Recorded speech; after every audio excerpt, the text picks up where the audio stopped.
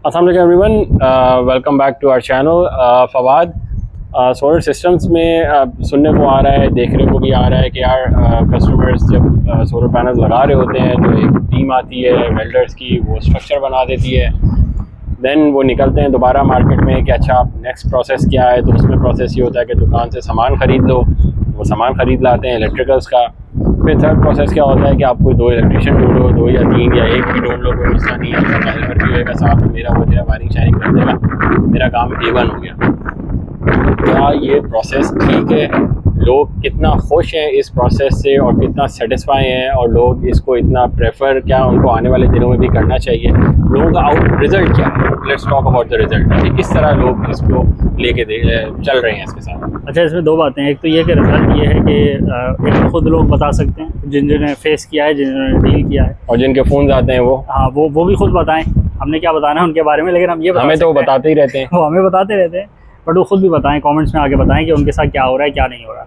जो उनको solar panels मिले वो जेन्युइन मिले नहीं मिले, डॉक्यूमेंटेशन मिली नहीं मिली, इन्वर्टर्स मिले उसकी डॉक्यूमेंटेशन मिली नहीं मिली, बाकी चीज़ें उनको किसी स्टैंडर्ड की मिली या नहीं मिली।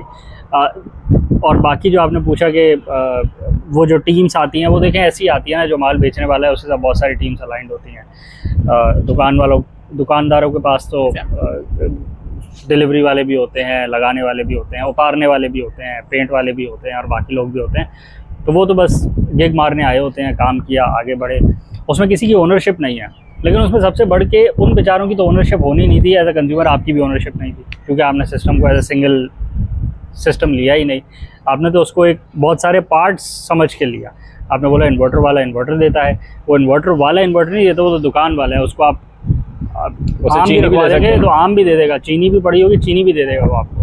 वो तो ट्रेडर है ना, उसका तो काम नहीं है ये, तो उसकी कोई गलती नहीं है, वो तो है trader. But as a end user ये आपका काम था कि इस चीज़ को समझना कि सिस्टम की परफॉर्मेंस में फ़र्क आया। सिस्टम परफॉर्मेंस तो बहुत दूर की बात है, सिस्टम का कोई ओनर नहीं है। अब जब उस दिन फ़ोन आया एक साहब का, मेरा जी इन्वर्टर जो है, मैंने बहुत नंबर 2 ब्रांड है इन्वर्टर्स में, ग्लोबली नंबर 2 ब्रांड का इन्वर्टर है, दुकान से लेकर आए हैं। दुकान वाले ने बोला है कि जी इसकी ऑफिशियल वारंटी है, और घर आके चेक किया है तो वो स्मगलिंग वाला सामान है। इन्वर्टर्स में नंबर 2 ब्रांड की इन्वर्टर की बात हो रही है ग्लोबली, पाकिस्तान का भी नहीं है, 100 इन्वर्टर है। तो बेचने वाले को कोई फ़र्क नहीं पड़ता, वो सिर्फ रेट गिरा देता है। बाकी 2 नंबर सामान मिल रहा है मार्केट में, कोई अजूबा बात नहीं है, सबको पता है। आपको ख़रीदते हुए भी पता लग जाता है कि ऑफिशियली कंपनी इस रेट पे दे रही है, और ये जो 2 नंबर माल बेच रहे हैं ये इतने पे दे रहे हैं, कोई मसला नहीं है। पर थोड़ी लालच तो होती है ना, जब रेट गिरे हुए मिले तो अगला बोलता है मैं कम रेट वाला ले लूँ। बिल्कुल, और फिर बाद में डर भी तो लगता है ना कि जब ख़राब होएगा तो वारंटी कौन देगा। अगर नहीं लेनी, और अगर कोई इशू नहीं है कि वो चले ना चले, दीवार पे लगाने के बाद भी नहीं चले, अगर इसके पास जाएंगे, किसी के भी पास नहीं जा सकते। जो ऑफिशियल जिसका काम था, जो कंपनी थी, जो यहाँ उसका ऑथराइज रिप्रेजेंटेटिव है, वही ऑनर नहीं करेगा। आप उस सिस्टम में कोई चेंजेस करवा के देखें, कोई भी नहीं करेगा। बट सस्ता वो ज़रूर मिला आपको। तो इसी तरह ये काम भी बहुत सस्ता हो जाता है। यही काम नहीं, हर वो काम सस्ता हो जाता है। आपने फ़र्ज़ करें आपने कान का कोई सर्जरी करवानी है, आँख की कोई सर्जरी करवानी है, आप एक हॉस्पिटल पर जाएँ, उसको बोलें तुम डायग्नोज कर दो मसला क्या है, वो अलग डॉक्टर होगा। डॉक्टर ए आपको लिख देगा कि ये मसला है, फिर आप उस प्रिस्क्रिप्शन को लेके जाएं डॉक्टर बी के पास, और एक और हॉस्पिटल में, एक और तीसरे हॉस्पिटल में जाएं, वो डॉक्टर भी नया होगा, उसको बोलेंगे ये देखो ये डायग्नोसिस का पर्चा है और आप इस पे मुझे ये प्रिस्क्राइब कर दो। नहीं करेगा।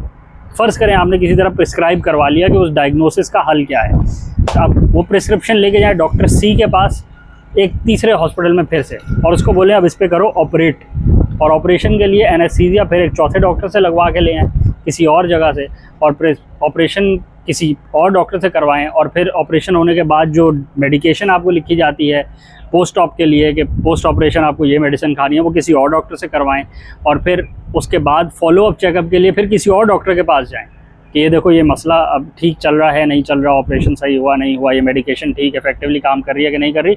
तो 7-8 डॉक्टर्स को इन्वॉल्व करें, 7-8 अलग अलग वो क्लिनिक्स में हो, हॉस्पिटल्स में हो, जहाँ भी हो, और फिर आप चेक करें कि आपको कितना सेटिस्फेक्शन मिलती है या कितना अच्छा काम होता है। और फिर आखिर में कोई ओनरशिप लेता है उस सारे आपके अमल की, जो आपने प्रोसेस अपनाया कि डायग्नोसिस किसी ने किया, प्रिस्क्रिप्शन किसी ने किया, ऑपरेशन किसी ने किया, पोस्ट ऑप किसी ने प्रिस्क्राइब करी, और फिर फॉलोअप चेकअप किसी ने किया। कोई ओनरशिप उसकी ले सकता है, उसमें कोई कंट्रोल हुई, कोई पैरामीटर्स कोई कंट्रोल हुए, कोई जो चीज़ें आपको लिखी गई वो किसी बेंचमार्क पे बैठी या नहीं बैठी, और आप करके देख लें। आप भी कभी नहीं जाते ऐसे, आप भी चाहते हैं ना कि 1 विंडो ऑपरेशन मिले आपको, और 1 विंडो ऑपरेशन में कोई ओनरशिप हो, किसी चीज़ की ओनरशिप हो, और किसी बेंचमार्क के मुताबिक वो काम हो।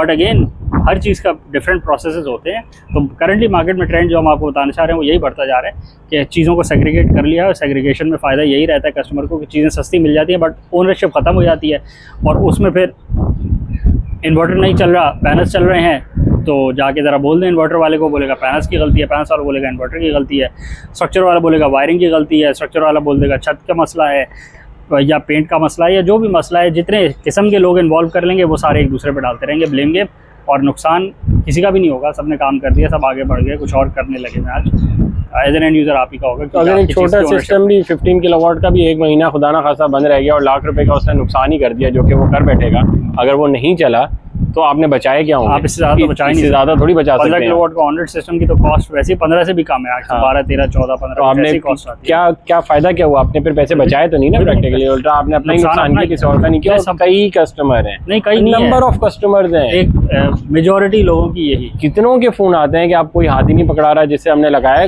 कौन आएगा मुझे बताएं, कोई भी कौन आएगा और किस लिए आएगा आप सिस्टम चेक करने के लिए कि क्या सिस्टम उसने लगाया है? क्योंकि इतनी किसी को फर्क नहीं पड़ता, नुकसान सिर्फ आप ही का होता है। तो लगवाने से पहले सोचें, ढूंढें कंपनीज को, इंजीनियर्स को जिनको काम करना आता है, जो दोबारा आपकी बात भी सुन सकते हैं, जो ओनरशिप लेंगे आपके इन्वर्टर्स की, आपके सिस्टम की, कि वो आपका काम करेंगे। और उससे पहले बढ़ के अपने सिस्टम की ओनरशिप खुद लें कि ये एक सिस्टम है, ये कोई नट बोल्ट नहीं है और 4 चीज़ें नहीं है जिनको जोड़ा और ये चल पड़ी। ये घर का पंखा नहीं लगवाना कि कोई बात नहीं इससे लगवा लो, ख़राब भी हो जाएगा तो दूसरा लगा लेंगे। ये कोई ऐसी लाइट फैन वाली चीज़ नहीं है। Proper system should work.